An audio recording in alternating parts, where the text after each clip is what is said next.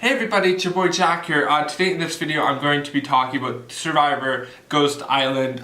For those of you who've normally watched the Survivor podcast, so you would know that my podcast partner Danny would be right beside me right now, but currently in Ontario there's this current huge ice storm that really is just incredibly dangerous, so we just sort of decided to set a meeting up. We're going to do everything on Google Hangouts and stuff. Basically the whole structure of this podcast is going to be like me talking about some stuff, Danny talking about some stuff, and everything around that, just sort of spewing our opinions on the last two episodes. Down below I'll link the time codes for each episode, so yeah, let's dive into it. Challenge is one of my favorites. Like, honestly, I always like this reward challenge. And it's the one where they were all holding a rope, and they have like a flat platform in the middle, and they have to stack those blocks on top to spell a word. Which I think is interesting because it's first you have to spell backwards, which at 18 days in the game, you're tired. Like, you're very much over it. Like, spelling backwards is a feat, but it's also like the physical kind of thing to do it too. So together it's very difficult. But I also, correct me if I'm wrong, but isn't like the way to do it, like you just, like they did it at the end. Everyone holds it taut and the person running in doesn't have to hold the rope. I think the thing that was really interesting was the whole strategy of whether or not it was taut, or like the strategy of like having everybody else like pull it so it's like really like tight, and then like the one person sneaking in and putting their like block there, and like that's sort of the classic strategy now of this challenge, is making sure the ropes are tight so the one person can sneak in and like have some slack on that rope. So yeah, I thought it was a really cool strategy. I thought it was an interesting strategy. Obviously we had Malolo lose that one. It was Navidi and Yana who won that reward challenge. They got the chicken and stuff, and good for them. Like, you really need strong teamwork for that one, and that's why we see Malolo pull out another L, because it's just like they don't, number one, they half the time call him James, and also have no interest in getting to know him. They're not a cohesive tribe because they don't bother to be. Like, at that point, it's almost like they've given up. So I'm not surprised that they didn't win any reward, which in this fact, it was the one with the chicken kebabs and the steak kebabs and the spices and all that good stuff. So everyone else got the good food except for Malolo. But shocking no one. Something to work for. It's way better than peanut butter sandwiches. It's way more, like, it sustains your body a lot better. So I was happy for them. It was good, except for obviously our poor little Malolo tribe. But then we had to actually pick another person for Ghost Island too. So they had to do it in a way that either like they chose unanimously, or again, we draw rocks to everyone. But I like the way they kind of explained why they chose to pick unanimously, because like it was it made sense. They want to keep the mystery alive, which I appreciated, you know? Now for Ghost Island, they did Navidi, who won, who was the first tribe to win, and they won the stakes. They ended up doing Ghost Island. They ended up picking Kellen to go, and honestly, I can get why they would pick somebody from Malolo, because Kellen herself, she's already been to Ghost Island. It's a huge pro. She's already on Malolo. Malolo lost, and they don't get nothing, and it should be like a bit of a dick move to go up to Yana and be like, hey, what if you are going to Ghost Island and you don't get the food reward that you just won, and we all know that you're hungry. So it's just like, it's good that they made that decision where it was like, okay, let's come to a consensus. Kellen, you're gonna go because you've already been there before. The only con I would say about Kellen getting like sent to Ghost Island is the fact that I don't know if people think that, you know, she could have potentially got another advantage, because if people are thinking that, like, then they could be like, oh, now Kellen has like 2 advantages possibly and stuff. But luckily Kellen didn't risk it to get the biscuit in the first one, which was like slightly disappointing, but she undid herself and everything. She didn't do anything. She got the chance and she said no, and I was like, oh my god, I don't want her to go back again and be boring at Ghost Island. But this girl, like, she surprised me a little bit. So I was happy she was more willing to take her game into her own hands, you know, or the Survivor God's hands. Kellen ended up risking it to get the biscuit, per se, which was the name of the episode.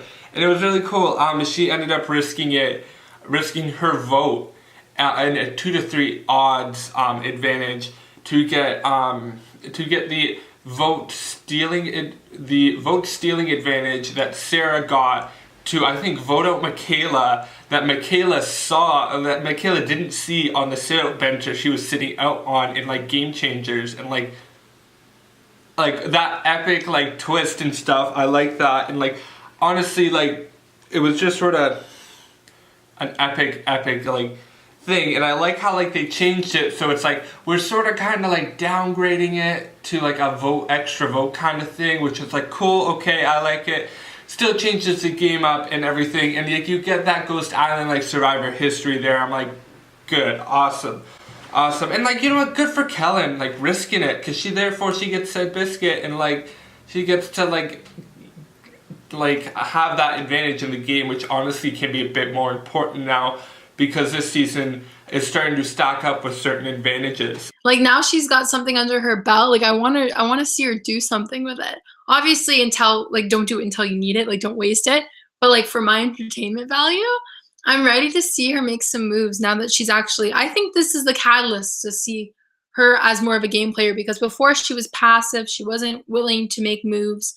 But now we see she's willing to like risk it for the biscuit, but also she's like just willing to do more for her game. So I think this is the beginning of seeing Kellen as more of a game player, which is interesting. I'm excited to see that. So I thought it was a successful trip to Ghost Island. I liked it.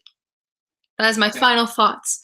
And then we get to see, after Ghost Island, we get to see how everyone likes their reward, some inter-tribe dynamics on different tribes. So we go to see Navidi first, and everyone's eating their food, having some GTs, you know, good times.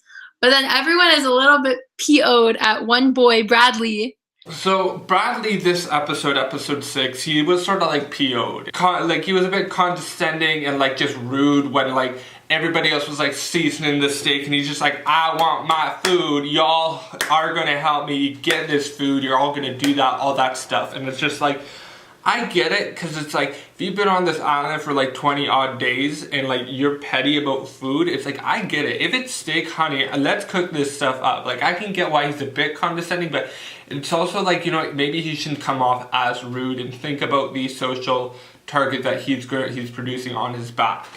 And like, I think like being a bit PO'd, I can get that when you're with the same people at the same time and everything like that. Like, obviously you're gonna get a bit PO'd, and like it's just sort of frustrating because it's like, dude, I get why you're PO'd, but it's also like, why don't you think of your actions and stuff? Because like that's something you need to think about, because I think that's where sort of Dominic was like, let's get him out, he's being annoying. I honestly don't think he's trying to be mean.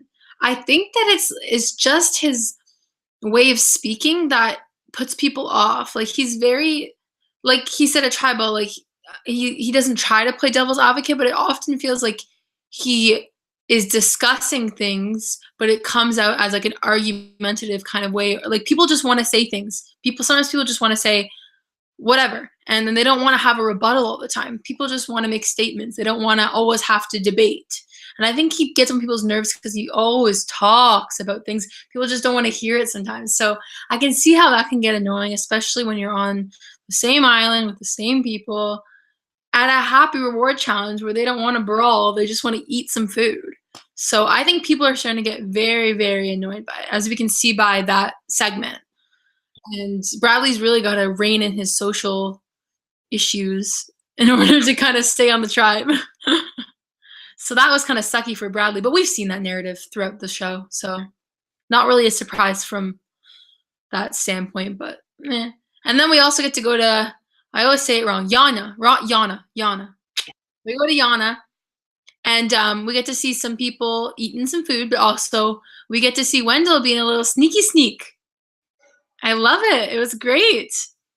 And then they got the really good idol, and I was like, awesome. And like, good for Wendell, honestly, searching through everything, like taking initiative and being like wanting to like get an advantage. That's good, especially in this like generation of Survivor. Like advantages are becoming more and more big, because as social like aspects and stuff go down, like as social importance and social strategies becoming a bit more like downgraded, it's important for like people to like understand the strategic uses of idols and like this season overall. Now Wendell like searching for the idol, good for him. Honestly, I'm liking Wendell at this point. He's a really good, like, I'm getting a really good edit out of him, and I'm liking that. Along with that as well, you know what, getting that Eric idol, that's awesome. Like, obviously the Eric idol is from Micronesia, and like he took it off and gave it to like Natalie or whatever, and like that was like a mind-blowing moment. And like that was awesome. But Wendell, like, I like it too because it's like the actual like necklace and everything, and like that must be a hard thing to hide, but like good for him. Like so yeah, I'm happy with him about that, getting that idol. That was really dope. I always love when they like get the artifact or the immunity and they do like the flashback to the season it came from. It's always so interesting, and they build that narrative where they're like, it's been cursed and now you must revert. I was like, oh yeah, I love it so much. It's so much fun to, like, as someone who's like watched the seasons and stuff, like as both of us know, like it's just like you get that fangirl or fanboy moment where you're like, oh my god, I remember that. That was so much fun, you know? So it's always like nice to watch. So it's good. I'm really happy for Wendell too, and I like how they're building him as a character. Like, he's very funny, very entertaining.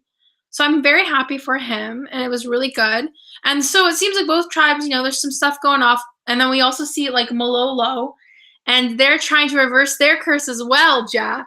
Tell us more about that. So Malolo burning the flag. Malolo's, this whole season is about like reinventing and reinvigorating and like reversing curses that have been put on certain items and everything. And honestly, it's interesting because it's like, it seems so much like common sense. Like all these twists are going to get reversed and the curses are going to get reversed. But unfortunately, like Oolong in Survivor Palau, Malolo doesn't have the best track record here.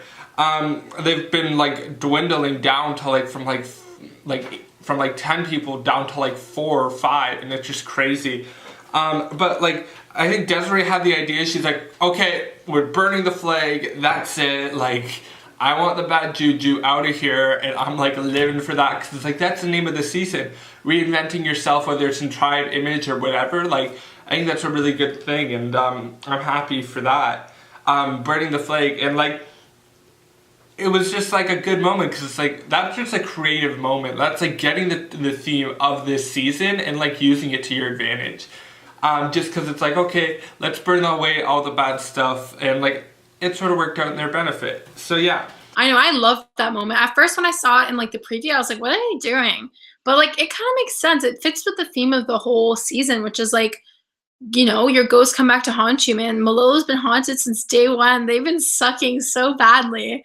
So to kind of try to break that tradition, narrative, whatever, have a rebirth and do a little sweet, I thought it was fitting. That's all. So I was happy for them.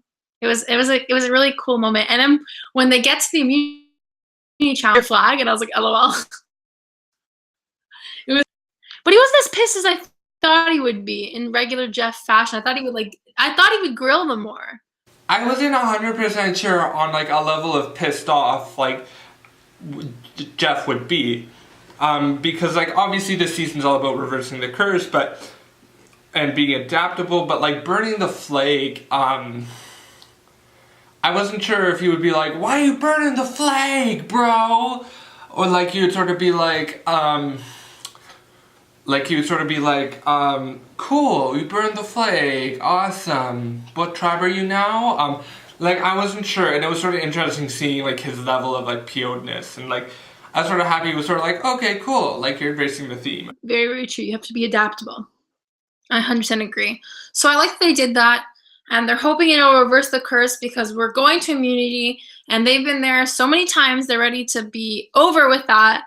So we get to see a really cool immunity challenge. It's one of those water ones where they are trying to get those rings and then use those rings to kind of do a little bit of a throw toss into the pegs, which is always it's a traditional, it's a classic. It's never like it's not my fave, but you know, you throw a water challenge in there, it's okay. We're okay with it. So it was interesting. We see Malolo slaying the scene after this flag is burnt. So I was interested. Now, Malolo in the first immunity challenge in episode 6 ended up reversing the curse. They ended up reversing it and ended up, because they reversed the curse, they ended up winning the competition. And honestly, like, thank God. Hallelujah. Like, praise whatever needs to be praised. Like, Malolo won a challenge, like an immunity challenge, and it was like good for them. Oh my goodness. Like finally, like honestly, when they burned that flag, when they got to the challenge, I'm like, they better win. If they don't win, I'm gonna be like petty. I'm just gonna be like, why? And I was sort of happy that they weren't like they actually won a challenge. Like, good for them. I was very happy for Malolo. I was like, finally you reversed the curse, especially with the merge coming up. Like, they did not have many chances left. So I'm happy they got their little chance to take a break on Tribal, which, I mean, rightfully deserved. So I'm glad they came in second and they had immunity with Yana.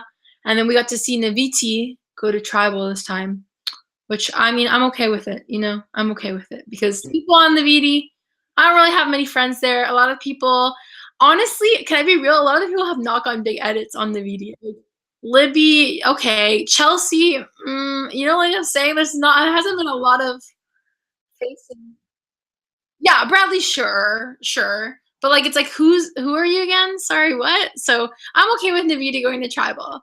And we get a little taste of how they're feeling when we head to the beach pre-Tribal and see where people's allegiances kind of lie. And we see Bradley obviously trying to take charge, as he does, and he's trying to take out Libby. Everyone thinks Libby is some like extra crazy game player, but tell me if you see it, because I don't.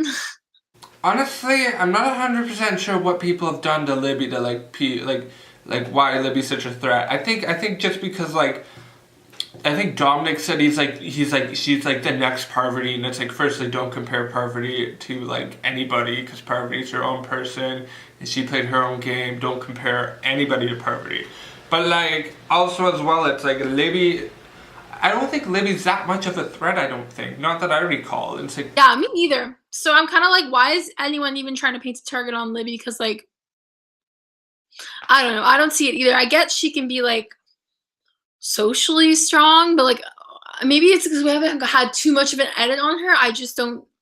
She's like a Michelle to me, like Michelle who won. I'm like, but then she won, so who knows, right? But she's just like one of those like pretty girls that seems like people like her, but she's not really like excelling in anything really. But whatever. Anyways, Bradley's trying to target Libby because that's better than him, I suppose. And I think he feels the heat. Like he feels that people aren't really 100% getting along with him, so he's trying to shift the target onto Libby. But then Chelsea has other plans, and she's trying to get Libby to target Bradley, which, I mean, I think everyone's a little bit, like, Bradley's on everyone's radar, really, obviously, except for Bradley. So, I mean, not a bad plan. Play for what's safe. I'm on board with that because Bradley kind of, I don't like his methods of socialization, you know? It's not a good vibe. like that's the thing for me. It's like Bradley, like I liked him, and like I sort of liked his like villainy and like all that stuff. Cause like, why can you not love a villain? Like I was liking that villain, and it was like cool. But like, why? Like I think like why are you like? Are you not understanding the effect you're having on like your villainy and stuff and like your attitude? Like I think that's the one thing I think he didn't really realize was like, yes, Malo, like Navidi is trying to be loyal, but there's also certain degrees to that. Like, and like you sort of broke that degree with your brattiness, but yeah, he was very socially unaware, which I think is what bit him in the ass because God damn, like stop talking sometimes. I think that was just what it boiled down to. Like you don't always have to be right. You don't always have to complain. Like he's like a negative force kind of.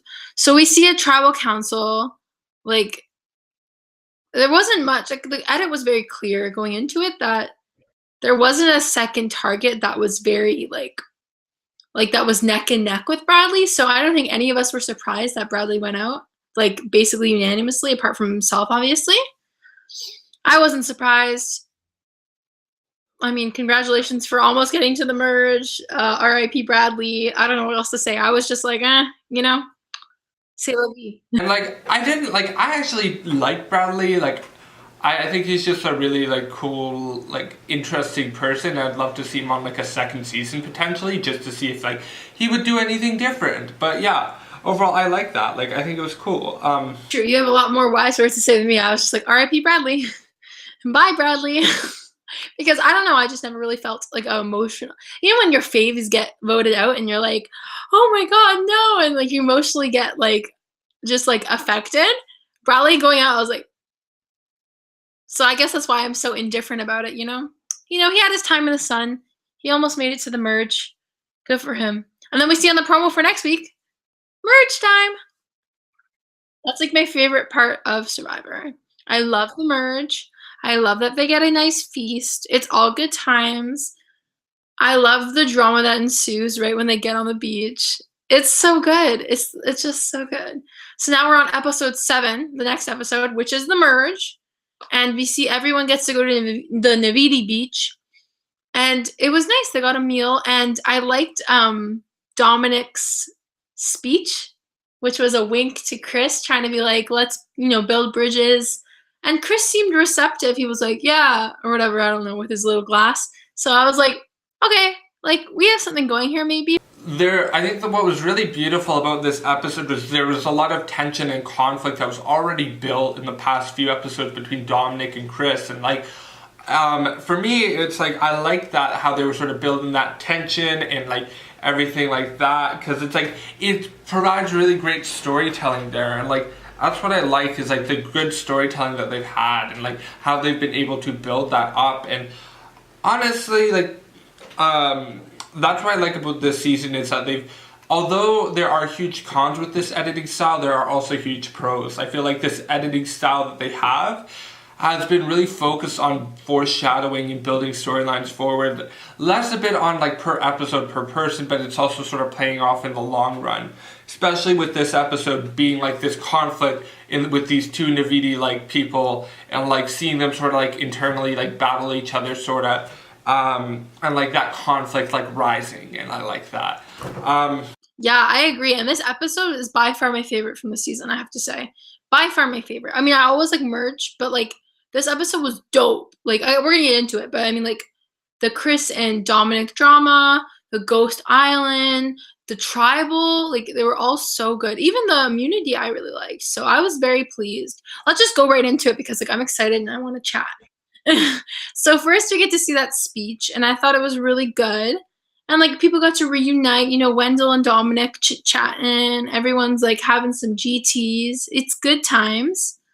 Everyone's just trying to like kind of, I guess, reconnect their old connections, but also make connections with, yeah, exactly. So it's kind of like, that's why I also like it too. The dynamics are all different. You have people that are really close friends before and they're still trying to meet up, and like new buddies, so my fave. So everyone's just trying to get used to everyone. And I really do think that Dominic and Chris are going to get along again. So I'm so happy about that. So, one of these, like, really great moments, like, another reason why I love Wendell was, he was like, okay, well, these guys, like, Chris and Dominic are gonna be battling each other to basically, like, the death. And, like, honestly, he doesn't like that, he doesn't want that. And I'm like, yo, I support that. I don't want you to, like, I want, like, Navidi peace, because I'd like to see how far that would go. But, like, he was trying to be like, yo, Chris, Dominic, let's make a peace treaty. Let's at least get one Navidi person out. Thinking about it, he was like, sure, possibly, but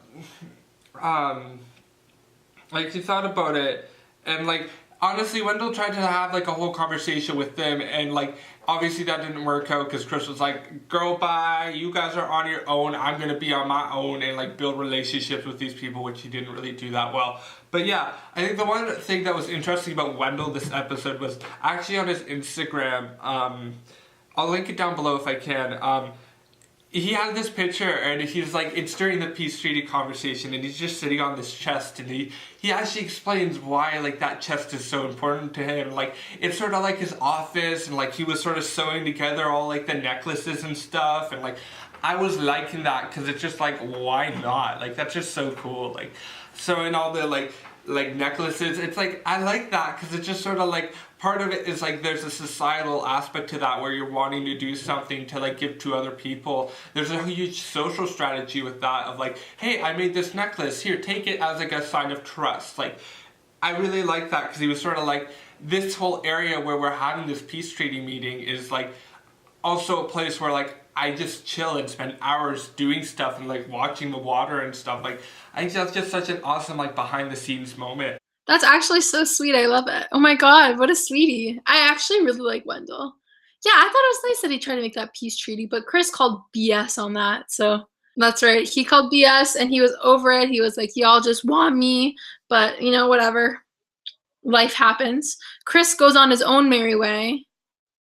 And he's like, you know what? I'm just gonna wander around, see what's chillin'. And what does he find? Not an idol, but a clue. Wait, was it an idol? So Chris initially, he was like, okay, people are looking at me, I'm thinking I'm a target, and Chris got Chris wandered around and like he ended up finding a clue to an idol. And I like this idol twist. I personally loved it. I was like a stand for this. Like, I liked it. And basically what it was is he got the clue. The clue said, okay, well, at night a boat will pick you up going to Ghost Island. And like they will take you to Ghost Island. There you'll get an idol and like everything like that. And like, why not? That was such a good game-changing twist there. Like going from like Ghost Island, like going from the beach to Ghost Island, you gotta risk it. You gotta go at night, make sure people don't catch you. And I like that. And I like Chris being like, oh, I'm gonna be like the really cool guy. I'm gonna take a risk here. I'm gonna be so cool. It's like,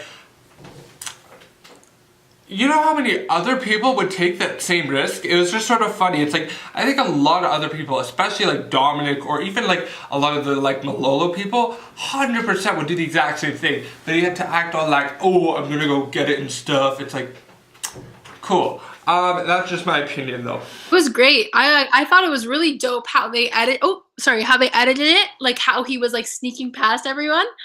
And I was like, oh damn, he's sneaky AF. And he got on a boat and it was very like, I was walking down all the different like little torches. He's like, and I was scared. And I was like, same here. Like watching it, I was like, that's spooky, you know? But I really liked how it kind of like came to fruition. And I like that he wasn't like a Kellen. I mean, now I shouldn't talk shit about Kellen because she actually did something last time. So I think I should stop talking shit. But he actually like legitimately was like ready to risk it for the biscuit. So I was very pleased. Like he wasn't scared, eh? He was like ready. Yeah, he was a fierce queen. I was very proud. So he was really willing to risk it to get like more power. And I was like, yeah, boy, get it. And he risked it the first time, right? And then he risks it the first time. He said, yes, I want to risk it. And then he gets he can use it on 2 different days. Is that how it works? Or 2 times? Or how would it? Now, actually, like, doing the whole journey and going to Ghost Island at night was so cool. Firstly, I love the shots that they had. They had these, like, huge, like, path of fire that was, like, lighting up, like, the path that Chris was going to. And I was living for those drone shots, people. I was loving, like, the dark silhouettes there that they really had, and the lighting was, like, amazing.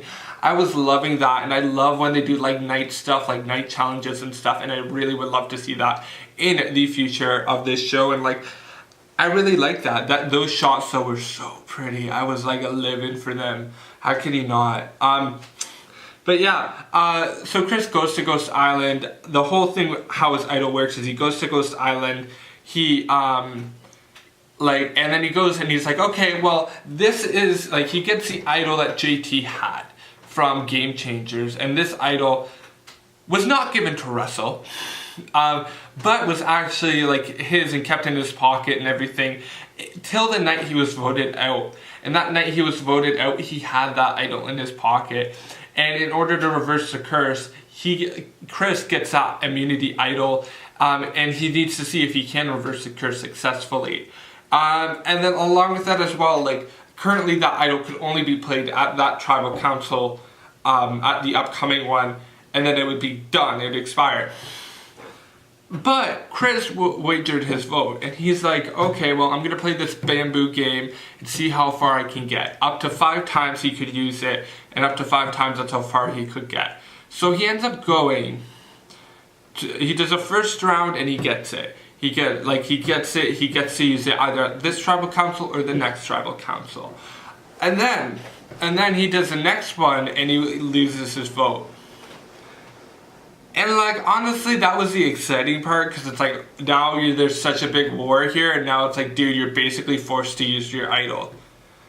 And we'll get to that, like, whether or not he uses his idol in a moment. Okay, perfect. Yeah, that's what happened. Yeah, it was a cool shot, but now I'm thinking about it, it was really sick.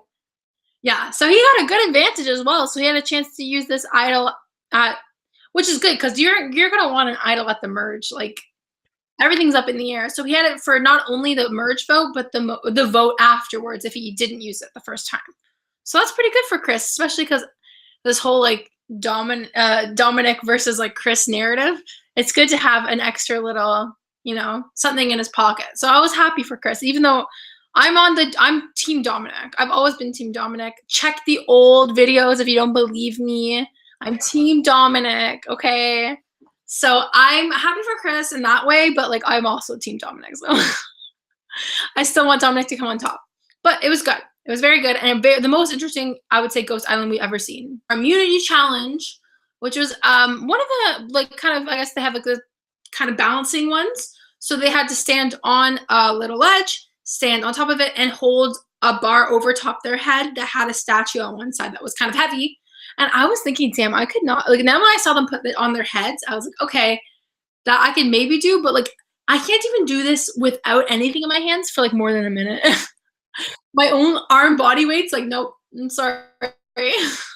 Can't do it. So I was very impressed that like, you know, some people stuck on there, especially when like time intervals, every, I don't know how many minutes it was, but had to move to a more narrower portion of the balance beam. So I was like, damn, you get it. It was good. So we had a lot of people really doing well. I was nervous about Chris or Dom getting it just because of this whole storyline. I wanted neither of them to get it to make it a bit spicy. And both of them dropped out, so I was happy about that. That was good. And then at the very end, we were down to 3 boss-ass girls. The episode 7 immunity challenge was awesome. They had to like hold the sticks above their heads, make sure they were like keeping the statue on. It sort of reminded me of like the Samoa immunity challenge that they had, the Survivor Samoa immunity challenge, where it was like the last like Final Four one, where it was like Brett versus Russell, where it was like they had to keep the little like guy on top, the statue on top of like a bunch of like stackable things, like stackable like poles, and like I like that challenge. I thought that was awesome. I like how they sort of changed it, so instead of it being like a height thing, it's like a length thing, so they have to keep it over their head, and it's like this pole that has like that statue on top. I like that. It was a good challenge. But anyways, 3 girls, and we see Kellen pull out that straight W. She got the win. So she's on an uptick. She's got herself a little bit of an advantage, and she has herself immunity as well. Going into the merge, she's in a very, very good position. Kellen ended up winning that challenge, and like, good for her. And like, you know what? Honestly, I think the best thing about Kellen right now is she killed it with this immunity thing. And then once again, boom, it gets that extra vote advantage, and it's like, yes, go for it. Awesome.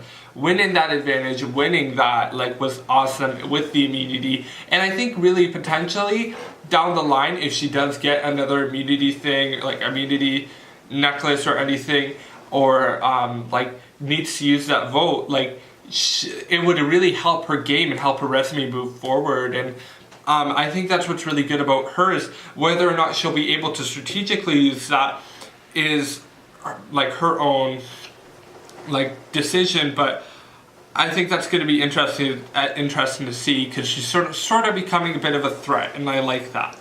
good for Kellen. Very true. Yeah, I was very impressed, and I honestly see her on the uptick. Like, I see her growing as like a boss ass bitch. So I'm very pleased. Kellen is coming for the W, for the big W at the end. So I was very excited for that, and she's safe for tribal council. And we also see a lot of other people have advantages as we go into back on the beach scenes. We see that like it was actually so unsubtle. It was embarrassing. We get Chris literally being like, "Who's thirsty?"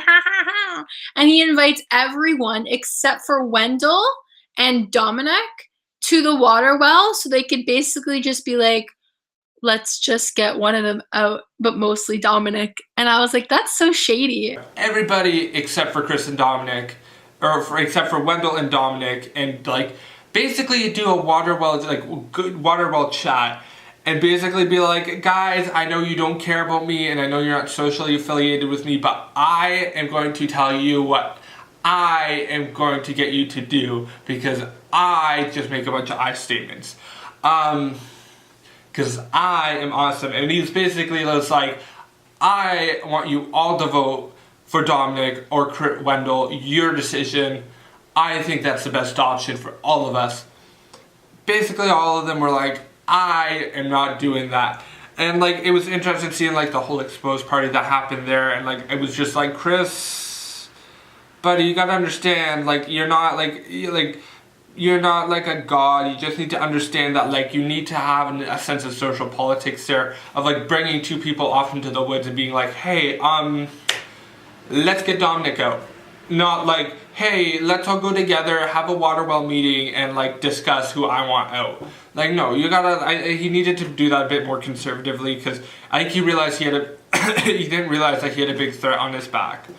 Yeah, I honestly think Chris thinks he has so much power and shit. Like, what did you think everyone was gonna blindly follow you? Because, like, when there's two, like, sides to, like, the Chris v. Dominic thing, you can't expect everyone to be on your side. Like, it's a social game, and you say a lot of I sentences, as Wendell says. You gotta stop starting everything with I.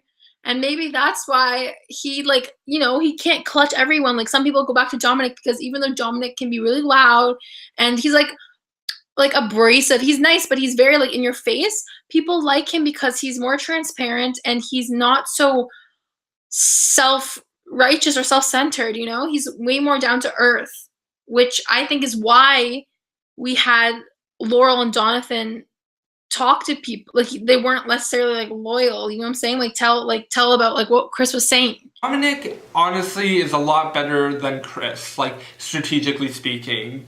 Dominic, what he does with his game is really interesting and really fascinating.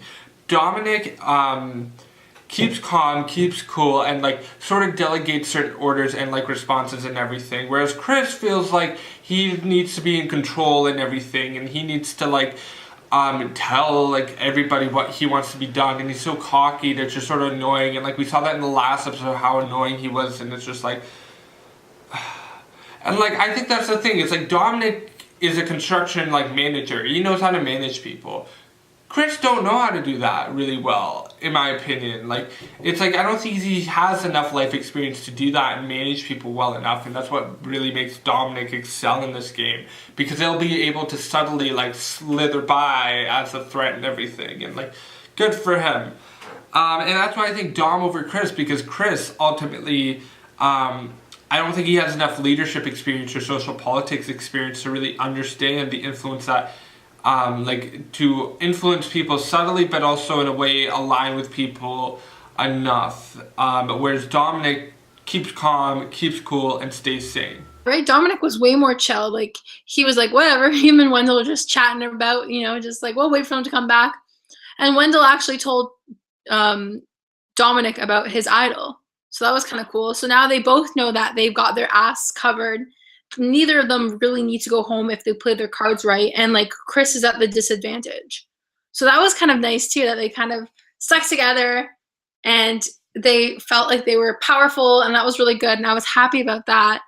And then we see this other like weird side narrative about like Desiree and Angela and Kellen and Chelsea wanted to blindside Libby, which was odd. because I was like, where did that come from? I get Libby was like a target last week, kind of, but like, why does everyone think Libby is like a strategic queen?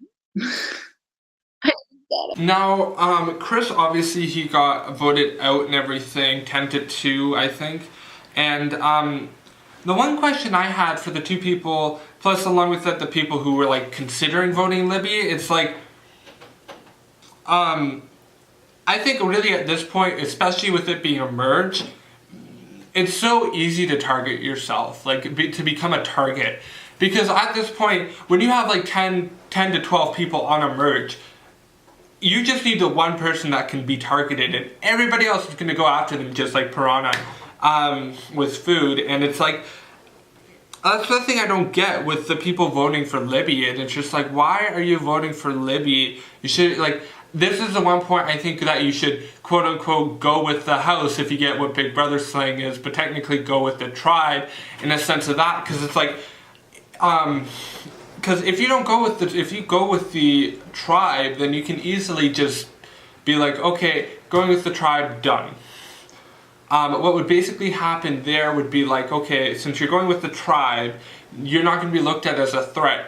But because you're going against the tribe and you're voting against another person, somebody like a big threat, like big person who is a bit of a threat, like Dominic, or even like maybe Chelsea or even Michael, like they could potentially see that and be like, well, they're like willing to go against the tribe, go against their own vote, like going against their own people and stuff, like through such a simple vote that like maybe we should consider them as a threat because of that.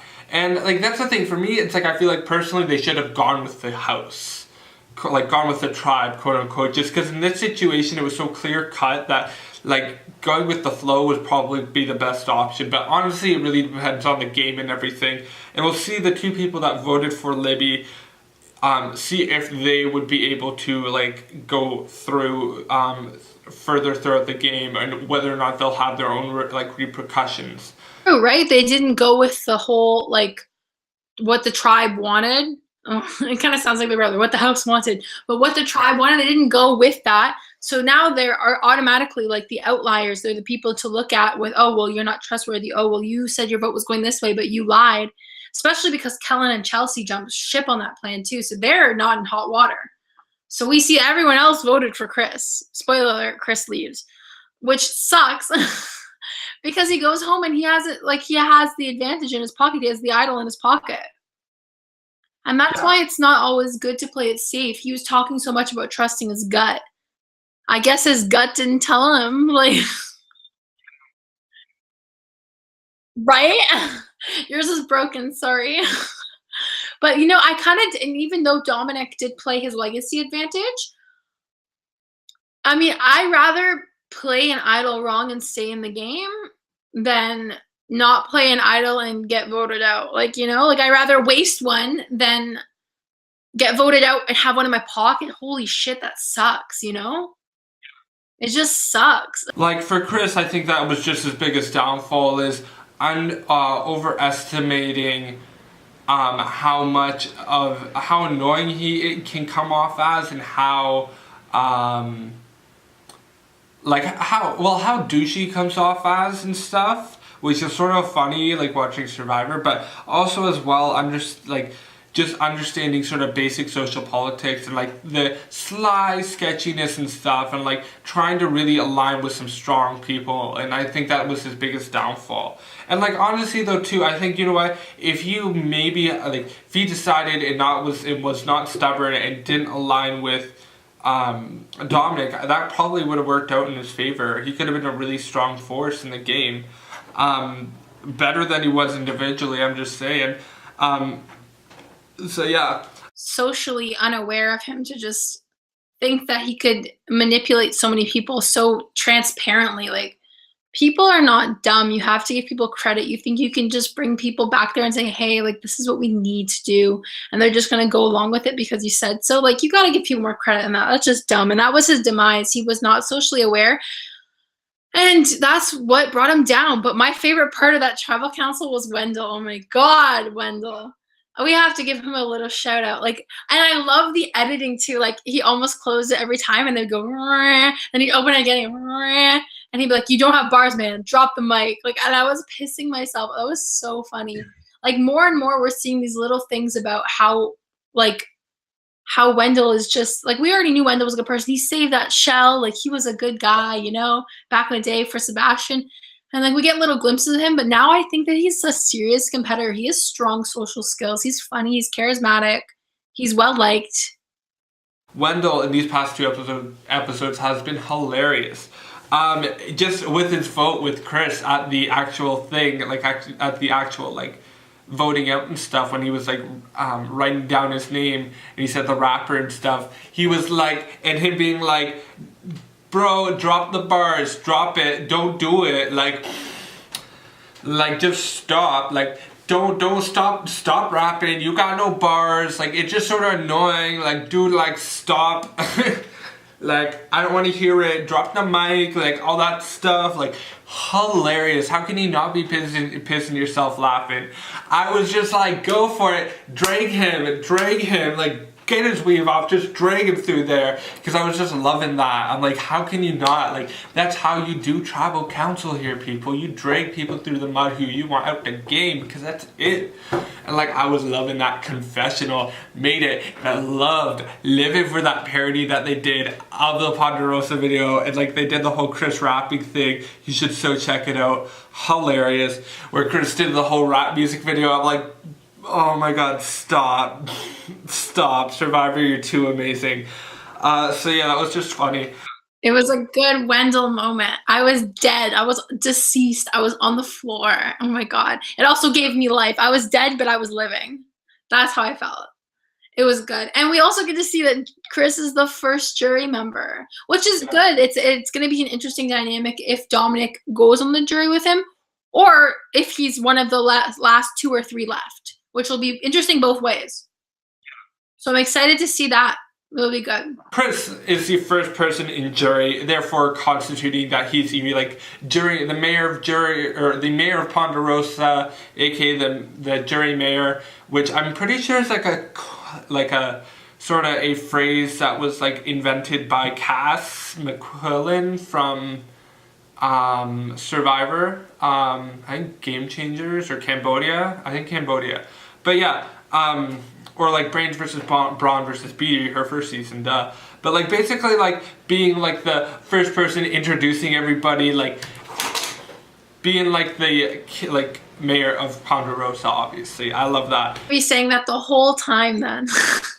Maybe I'm the mayor. It's me. I'm the mayor.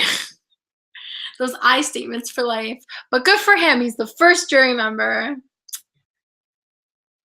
Yeah, R.I.P. Chris. Sorry, buddy. Nice knowing you. He was good as he left, though. He even thanks Probst for, like, snuffing him, which was good. Yeah, so it was nice.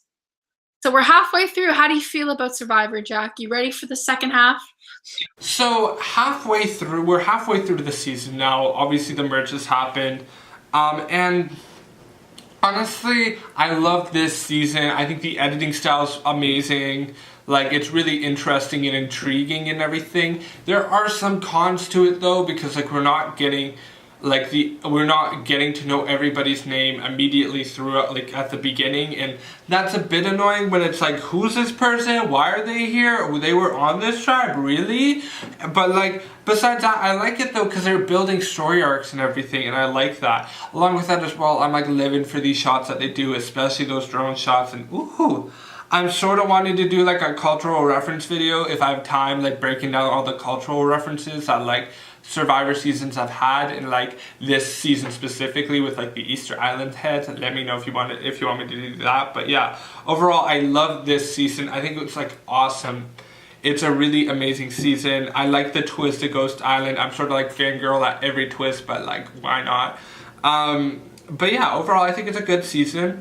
It's not a great season, but for one in this generation, it's a good season. It's a decent, like an interesting cast, and I like the archetypes that they've cast so far, and I'm interested to see how this season's gonna end in the second half. I agree. I think Survivor is one of those seasons. I mean, one of those shows that always kind of pull me in. I rarely dislike a season like very much. I mean, One World, but other than One World, I mean, like I usually very much enjoy like every season, but this one is very special. We have a bunch of different people from a bunch of different backgrounds.